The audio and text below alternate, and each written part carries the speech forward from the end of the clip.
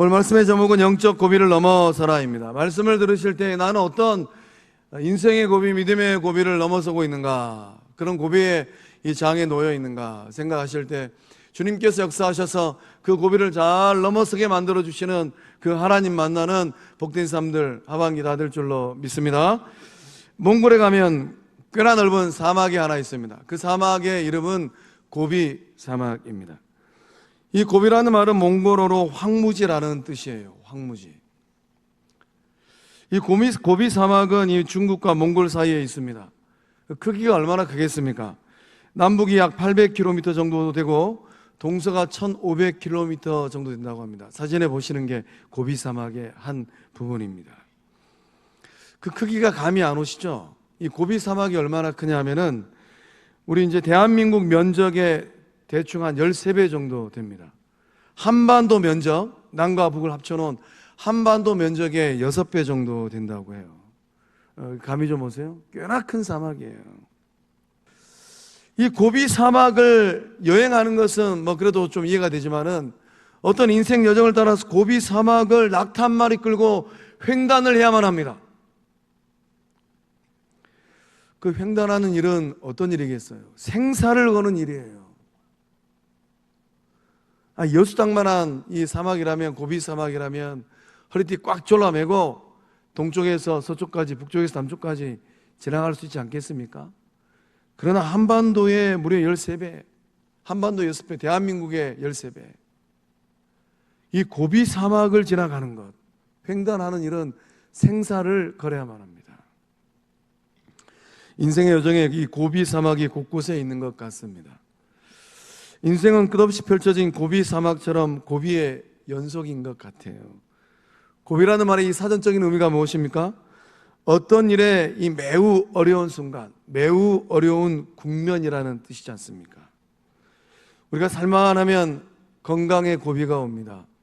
그래서 성가롤로 병원을 갔더니만 의사 선생님께서 여기서는 안 됩니다. 서울 큰 병원 가보세요. 큰 병원 가면 이 건강의 고비로 인생의 어려움을 직면하지 않습니까? 또 이 자녀들이 사춘기를 맞이하면 어떻습니까? 참 유년기 때는 눈에 넣어도 아프지 않는 자녀였건만 사춘기가 오니까 이 자녀가 내 자녀인가? 이 자식이 내 자식인가? 자녀의 고비가 오잖아요. 또 회사가 일어서려고 하면은 이 세상이 하도 어수선하여서 IMF가 오고, 특별히 우리 요사이 여수 지역 경기는 한 치 앞을 내다볼 수가 없잖아요. 일터의 고비가 옵니다. 또 부부가 서로 사랑할 만하면은, 먹고 살만 하면은 부부 사이에 고비가 오지 않습니까? 살 것인가 말 것인가, 이혼을 할 것인가 말 것인가, 이런 부부 사이의 고비도 와요. 또 아무렇지 않던 일상의 삶의 하룻밤이 고비가 되기도 합니다. 위중한 병으로 수술대에 올라가지고 장시간의 수술을 했습니다. 수술을 집도한 의사는 참 힘겨운 수술을 끝내고 이 보호자들에게 이런 말을 하잖아요. 오늘 밤이 고비입니다.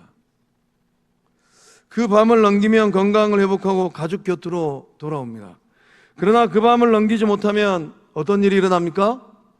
한 치 앞을 예측하지 못하는 인생살이, 한 줌의 죄로 돌아가야 되고 백보자 심판대 앞에 서야만 합니다.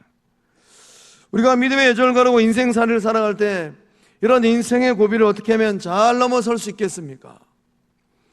본문에 등장하는 이 모세와 아론은 어떤 고비를 맞이하고 있을까요?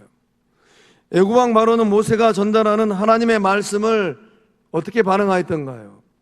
완강하게 거절했습니다. 내 백성을 보내라. 이 하나님 말씀 앞에 반작용이 일어나가지고 무거운 노역을 시키고 백성과 모세 사이를 단절시켰습니다.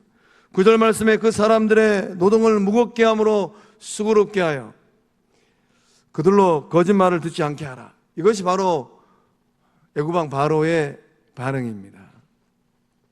애굽왕 바로가 찌라시를 써가지고 이스라엘 백성과 또 하나님의 사람 모세와 아론 사이에 이간질을 하고 있는 거잖아요.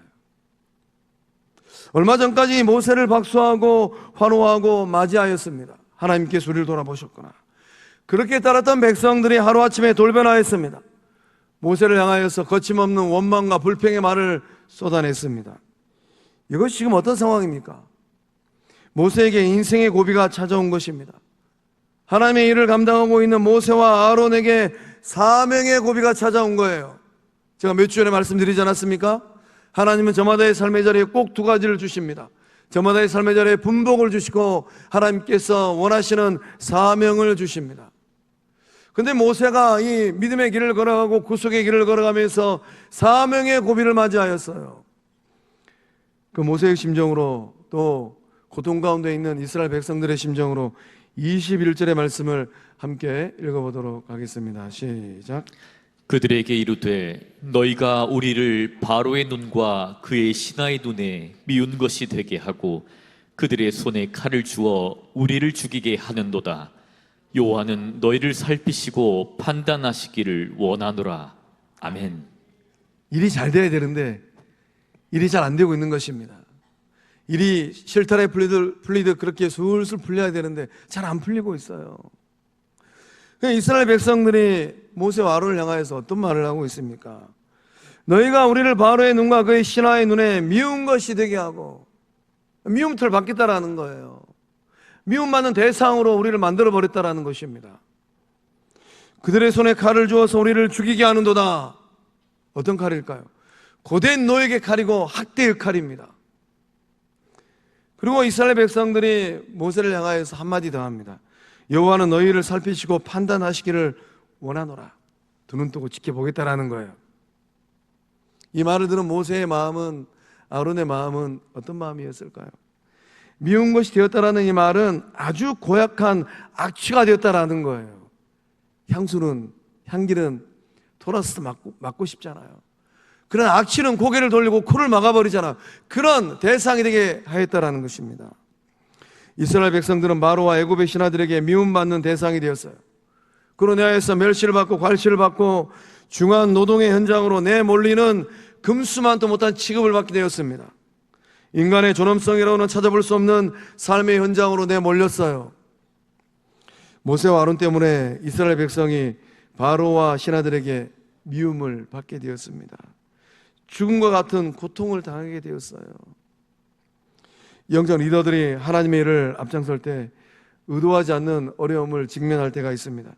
하나님의 일을 열심히 하다 보면 모세와 아론처럼 때때로는 오해도 받고 불신을 당하기도 하고 비난의 소리를 또 듣기도 합니다. 일이 잘 되면 얼마나 좋습니까? 아유, 덕분에 행복하고 덕분에 은혜를 받고 덕분에 놀라운 일들을 경험합니다. 문제는 일이 잘 안 되면 원망과 불평의 소리를 듣는 거예요. 더 나가면 비난의 소리를 듣게 되는 것입니다. 그런 상황에 직면하면 좌절감이 밀려옵니다. 영적 고비가 오는 것이죠. 속으로 이런 생각을 절로 하게 됩니다. 괜히 하나님 일한다고 너무 앞장을 서고 열심을 내었네. 돌아오는 말은 칭찬과 격려와 위로의 말이 아니라 하나님 일하느라고 고생 많으십니다. 이거 얼마 안 되지만은 이 날 더운 여름날 수박 한 댕이 사드세요. 이런 말을 듣기보다는 원망과 불평의 말뿐이네. 일을 하려면 제대로 똑바로 좀 하지. 이런 원망과 불평의 말을 듣게 된다는 거예요. 하나님의 일을 충성스럽게 감당하다가 하나님 일이 잘 되지 않아서 비난과 원망의 말을 듣고 있는 분들이 혹 우리 가운데 계실까요? 실망하지 마세요. 좌절하지 마세요. 의기소침해하지 마세요. 여러분이 향하는 일들이 하나님을 위하고 몸된 교회를 위하는 일이라면 하나님께서 여러분을 붙들고 계신 줄로 믿습니다. 세상을 살아갈 때 하나님의 영광을 위하여 생하는 일들이라면 세상 사람들처럼 그렇게 세상을 사는 것이 아니라 나의 보잘것없는 삶이라 하더라도 하나님이 주신 분복을 따라서 나의 일터에서 하나님의 영광을 나타내리라. 나의 인생의 분복을 통하여서 예수 그리스도의 복음을 전하고 성령의 축복의 통로가 되리라. 그런 결단의 마음을 가지고 세상을 살고 있는데 의도치 않은 말을 듣고 있는 분들이 계실까요? 하나님께서 여러분의 삶을 붙들고 계신 줄로 믿습니다. 모든 이스라엘 백성들이 일이 잘 되지 않아서 모세와 아론을 원망하고 불평했습니다. 그러나 하나님은 모세와 아론을 붙들고 있어요. 모세와 아론을 통하여서 출애굽 대구원의 역사를 장차 이루어 가십니다. 이런저런 말을 들어도 하나님의 일을 감당할 때 뒤로 물러서지 마세요. 하나님께서 더 크고 놀라운 구원의 역사를 이루고 계시는 과정인 줄로 믿습니다. 제가 목회를 하면서 참 아쉬운 순간들이 있습니다. 하나님의 일을 감당해야 될 주의 백성들이 이런저런 말들을 듣고 뒷걸음질 치는 것입니다. 하나님의 일을 더 감당하면 내가 더 좋지 않은 말들을 듣겠구나. 그런 이 생각들을 하면서 하나님의 일을 다 손 놓아버려요. 그러면 누가 주의 일을 감당하겠습니까? 누가 주의 일을 책임지고 나아갈 수 있겠어요? 주님의 마음을 품고 비록 힘들고 어려운 삶의 자리에 놓여있다 하더라도 하나님께서 붙들고 계심을 확신하면서 믿음의 자리를 지키고 사명의 자리를 지키고 사역의 자리를 지킬 때에 마침내 승리하고 영광 돌리는 구원의 날이 오고 마침내는 예수 이름으로 승리하는 복된 신앙의 여정이 다 될 줄로 믿습니다. 우리가 믿음의 여정을 걸어갈 때 영적 고비를 넘어서는 비결은 어디에 있겠습니까? 하나님 앞으로 돌아가는 거예요. 우리 22절과 23절의 말씀을 모세의 심정으로 함께 읽어보겠습니다. 시작. 모세가 여호와께 돌아가서 아뢰되 주여 어찌하여 이 백성이 학대를 당하게 하셨나이까? 어찌하여 나를 보내셨나이까? 내가 바로에게 들어가서 주의 이름으로 말한 후로부터 그가 이 백성을 더 학대하며 주께서도 주의 백성을 구원하지 아니하시나이다. 아멘. 모세가 고비를 맞을 때마다 정말로 잘하는 것 하나 있습니다. 그것이 무엇일까요? 하나님 앞으로 돌아가는 거예요. 그래서 22절 이 상반절의 말씀은 모세가 여호와께 돌아와서라고 기록되어 있습니다. 모세는 영적 고비를 맞아 하나님 앞으로 돌아가는 방향 설정을 했습니다. 40년 전 모세는 어땠습니까? 인생의 크나큰 고비를 맞이했어요. 의도치 않게 살인을 저질렀습니다. 그때 어떻게 처신했습니까? 하나님 앞으로 돌아가는 것이 아니라 광야로 도망을 쳤어요. 인생의 고비에 도망치면 영원한 도망자의 삶을 사는 겁니다. 그러나 하나님 앞으로 돌아가면 하나님께서 새 힘을 주시고 하나님께서 붙들어 주시고 하나님께서 말씀을 주실 줄로 믿습니다. 우리 가운데 인생의 고비에 힘들어하는 분들이 계실까요? 방향 설정을 어떻게 하고 계실까요? 인생이 힘드니까 믿음의 고비를 내가 맞이했으니까 관계의 고비를 맞이했으니까 고비 보기 싫으니까 세상으로 가야 되겠다. 그렇게 돌아서면 하나님은 일하지 않습니다. 그러나 모세처럼 하나님 앞으로 돌아설 때에 하나님을 향하여서 돌이킬 때에 하나님께서 붙들어 주시고 하나님께서 능력을 주시고 하나님께서 지혜를 주실 줄로 믿습니다. 모세는 그 인생의 고비, 사명의 고비 가운데 방향을 제대로 잡았습니다. 모세는 예측하지 못했던 인생의 고비를 맞이했을 때 하나님께로 돌아갔어요. 그 하나님께로 방향을 제대로 잡으니까 하나님께서 그 고비를 넉넉하게 넘어서는 힘을 주신 줄로 믿습니다. 하나님 앞에 엎드린 모세처럼 여러분의 속을 토로하세요. 하나님, 내가 주의 일을 하다가 아무개가 저의 얼굴을 바라보고 이런저런 말을 합니다. 주님, 이 속을 아십니까? 겟세마네 동산에 밤새도록 엎드려 기도하신 예수님처럼 예수님께서 이 사람 저 사람 찾아가서 이 말 저 말 하였던가요? 그렇게 하지 않으셨잖아요. 또한 어떻게 하면 영적 고비를 우리가 넘어설 수 있겠습니까? 더 큰 일을 행하실 하나님을 기대하는 것입니다. 6장 1절의 말씀을 모세의 심정으로 함께 읽어보겠습니다. 시작. 여호와께서 모세에게 이르시되 이제 내가 바로에게 하는 일을 내가 보리라. 강한 손으로 말미암아 바로가 그들을 보내리라. 강한 손으로 말미암아 바로가 그들을 그의 땅에서 쫓아내리라. 아멘. 하나님께서 애타는 모세에게 말씀하십니다. 이제 내가 바로에게 하는 일을 내가 보리라. 하나님이 일하시겠다라는 거예요. 하나님께서 뒷짐지고 보는 것이 아니라 하나님께서 일하시겠답니다. 그 일하시는 하나님의 손은 어떤 손입니까? 강한 손이래요. 하나님께서 무능한 하나님이 아니라는 거예요. 무시와 괄시와 천시를 받는 노예들의 하나님이 아니라 10가지 재앙을 내리고 애굽왕 바로의 장자와 애굽의 모든 가축의 초태생들을 다 죽이시고 홍해를 가르시는 전능한 하나님 되심을 알게 하시겠다는 겁니다. 하나님께서 출애굽 대구원의 역사를 주관하고 계십니다. 세상으로 하여금 역사의 주인이 누구인가? 여호와 하나님 되심을 알게 하시겠다라는 거예요. 모세와 아론이 내 백성을 보내라라는 말을 바로에게 선언하였습니다. 한번 상상해 보세요. 바로가 그 말을 듣고 단번에 순응했습니다. 바로가 이렇게 반응하는 거예요.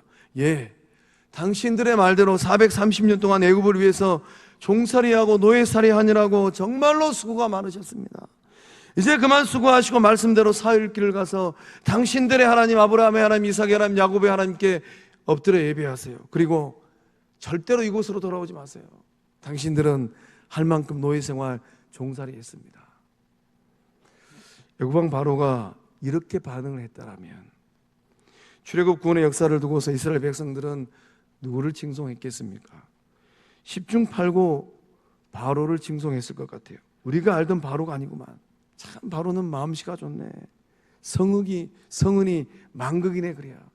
이렇게 반응하지 않았겠습니까? 공은 애굽왕 바로에게 돌아가든지 아니면 모세와 아론에게 돌아갔을 것입니다. 모세와 아론이 협상을 참 잘해서 우리가 이렇게 무탈하게 출애굽한 거 아닌가. 참 모세는 말을 잘 못해도 하나님의 말씀을 받아가지고 말 잘하는 아론에게 줬으니 이 덕이 누구의 덕인가? 다 모세의 덕, 아론의 덕 아닌가? 하고 이 단번에 이스라엘 백성들이 모세와 아론을 지켜 세웠을 것입니다. 모세가 이 바로가 단번에 순응하여서 이스라엘 백성들을 내보냈다면 장차 펼쳐질 하나님의 강한 손의 역사를 우리는 목격하지 못하게 되는 것이죠. 하나님은 영적 고비를 맞아서 좌절하고 낙담한 모세를 하나님 말씀으로 위로하고 격려하셨습니다. 뭐라고 말씀하시는 겁니까? 모세야, 게임은 이제부터 시작이다. 바로가 나의 강한 손에 눌려서 이스라엘 백성들을 내보내지 않고서는 견딜 수 없을 것이다. 강한 손이 이 말씀에 2번 기록되어 있습니다. 이 강한 손을 반복해서 기록한 이유가 있다면 무엇일까요? 출애굽 대구원의 역사는 오직 하나님의 능력으로 이루어지는 하나님의 일이라는 것입니다. 구원의 역사는 모세의 능력도 아론의 언변술도 아닙니다. 구원의 역사는 인간의 그 어떤 능력으로 이루어지는 것이 아니라는 거예요. 오직 하나님의 능력으로 이루어지는 철저한 하나님의 일, 그것이 바로 구원의 역사라는 것입니다. 여러분의 삶으로 소급하면 여러분의 구원의 역사는 누구의 덕입니까? 여러분이 구원받은 그 은혜는 누구의 덕으로 구원받은 것입니까? 오직 하나님의, 오직 예수님의, 오직 성령님의 은혜인 줄로 믿습니다. 비록 바로가 지금은 트집을 잡고 있고 중노동을 시키고 학대를 하고 있습니다. 그렇지만 때가 되면 천하의 바로라 할지라도 하나님의 강한 손이 두려워서 하나님의 백성을 내보낸다라는 것입니다. 때가 되면 애굽 전역이 누가 생명의 주인인가를 알고 대성통곡한다라는 거예요. 때가 되면 바로가 믿는 애굽의 태양신이 참된 신이 아니라 노예들이 믿는 아브라함의 하나님, 이삭의 하나님, 야곱의 하나님 여호와가 참된 하나님 되심을 온 세상이 고백한다라는 것입니다. 때가 되면 저와 여러분이 믿는 예수님께서 생명의 주인이 되시고 역사의 주인이 되시고 교회의 주인 되심을 세상이 안다라는 거예요. 모세의 고비는 하나님의 시작입니다. 이스라엘 백성의 절망은 하나님께서 장차 행하실 구원의 시작이에요. 여러분의 고비가 여러분의 삶 가운데 새 일을 행하시는 하나님의 시작이 되고 하나님의 소망이 될 줄로 믿습니다. 영적 공동체도 예측하지 못하였던 고비를 직면합니다. 영적 공동체가 직면한 이 고비는 교회의 반석 되시는 예수님의 시작이고 예수님의 소망인 줄로 믿습니다. 여러분이 직면하고 있는 인생의 고비, 삶의 고비, 신앙의 고비는 하나님의 시작이고 예수님의 시작인 줄로 믿습니다. 모세의 삶은 하나님의 강한 손에 끼어있는 장갑과 같아요. 장갑은 아무런 생명이 없습니다. 오직 손이 움직인 대로 움직이는 게 장갑이잖아요. 장갑은 아무런 일도 할 수가 없어요. 장갑을 지탱하고 있는 것은 손이 일을 해야만 그 장갑도 지탱되어지고 일을 할 수 있습니다. 연말이 되면 야구 선수들이 상을 받습니다.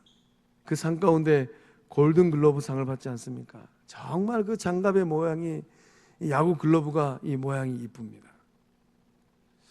그 장갑이 위대할까요? 아니면 그 장갑을 손에 끼고 1년 동안 땀 흘려 애쓰고 운동한 선수가 위대할까요? 장갑이 위대한 것이 아니라 그 야구 글러브를 손에 끼고 땀 흘려 열심히 뛰고 달렸던 선수가 위대한 것입니다. 여러분의 삶도 마찬가지입니다. 여러분의 인생은 누구의 손에 끼어 있을까요? 여러분의 손이 강한 손 되시는 하나님의 손에 끼어 있다면, 하나님은 하나님의 손에 끼인 여러분의 인생을 통하여서 구원의 역사를 이루어내고 생명을 살려내고 영광을 돌리는 놀라운 일을 이루어내실 줄로 믿습니다. 아무리 좋은 장갑이라 할지라도 그 선발에 놓여 있다면 평생 가도록 주인이 한 번도 끼지 않아요. 그러면 그 장갑을 누가 가져갈까요? 도둑님이 가져가든지 아니면 사가서 버리게 됩니다. 은혜는 무엇입니까? 은혜는 하나님께서 보잘것없는 장갑이라 할지라도, 면장갑이라 할지라도 이 장갑을 내 손에 좀 끼워야 되겠다. 하나님께서 강한 손에 끼시고 구원의 역사를 일구어 가시고 하나님 나라를 개경할 때 하나님의 손에 낀 장갑이야말로 가장 복되고 은혜로운 장갑 될 줄로 믿습니다. 오늘 예배전에 나와 계시는 저를 비롯한 성광의 영적 리더들의 마음에 이런 마음이 있었으면 합니다. 저는 하나님의 강한 손에 낀 장갑에 불과합니다. 하나님의 장갑이 되어서 하나님의 거룩한 일에 쓰임받게 하소서. 장갑에 오물이 묻는다 한들 장갑이 무슨 말을 하겠습니까?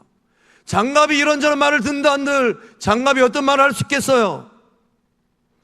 하나님의 장갑으로 쓰임받다, 하나님의 장갑으로 사명을 다하는 복된 삶 되게 하소서.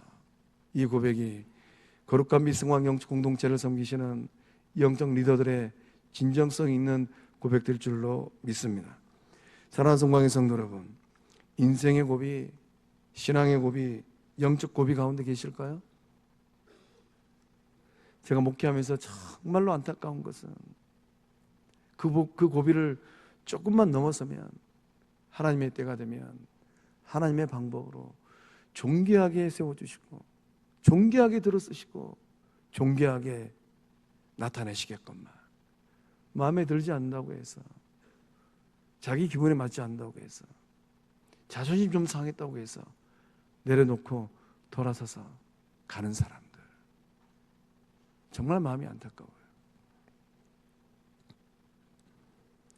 어떤 인생의 고비에 놓여있다 하더라도, 어떤 신앙의 고비에 놓여있다 하더라도 강한 손을 펼쳐서 놀라운 일을 행하시는 하나님 만날 때에 지금껏 경험하지 못하였던 능력의 하나님을 만나시고 그 하나님과 동행하는 은혜의 삶들 다 될 줄로 믿습니다. 기도하시겠습니다. 생명의 주인 되시고 역사의 주인 되시는 전능하신 하나님,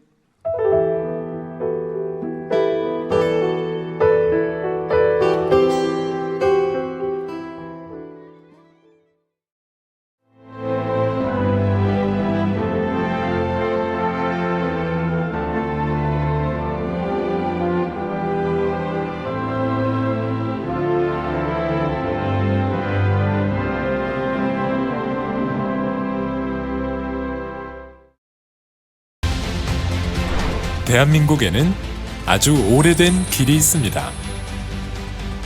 8,000년의 시간 속에 다듬고 보듬으며 지켜낸 생명의 길, 순천 갯발.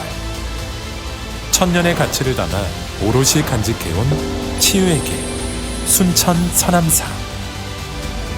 그 길 위에서 펼쳐지는 수많은 삶의 이야기들. 세계 속에서 빛나는 그 귀한 가치를 더 나은 내일로 이어가는 시간. 2025 순천 세계유산 축전.